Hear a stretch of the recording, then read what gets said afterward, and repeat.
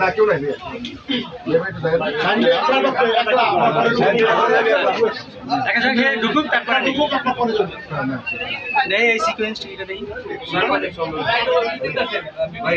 একটু পরে পরে দাঁড়ান যাই প্রশ্ন করছে এটা পারবা না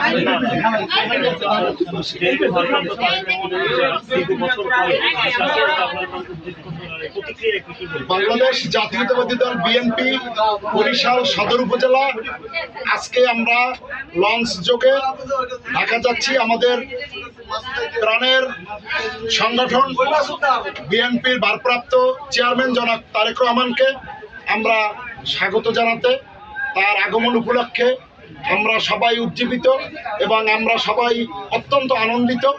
তাকে আমরা আগামীকালকে 25শে ডিসেম্বর তার স্বদেশ প্রত্যাবর্তন উপলক্ষে আমরা বরিশালের থেকে অনেকগুলো লঞ্চ দিয়ে আমরা ঢাকার মুখে যাচ্ছি এবং শত শত বাস গাড়ি বরিশাল থেকে ঢাকায় যাচ্ছে।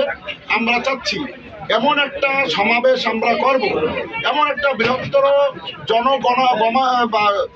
জমায়েত করব যেটা বাংলাদেশে আর কখনো হয়নি।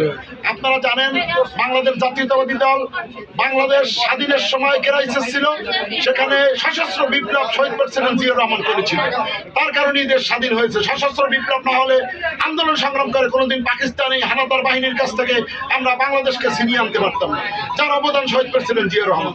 এরপরে আপনারা দেখেন স্বৈরাচারের শেষ সরকার 9 বছর দেশকে মানুষকে গণতন্ত্রকে হত্যা করে স্বৈরাচারী শাসন করেছিল, গণতন্ত্র গলা চিপে মেরেছিল।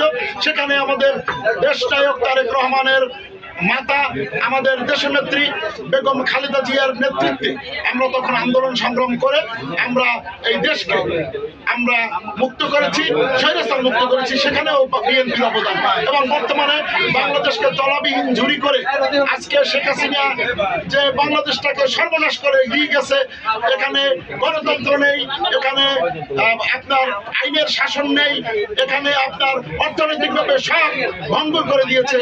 এই অবস্থায় দেশকে যদি পরিবর্তন করতে হয়, দেশটা তারেক রহমানের কোনো বিকল্প নাই।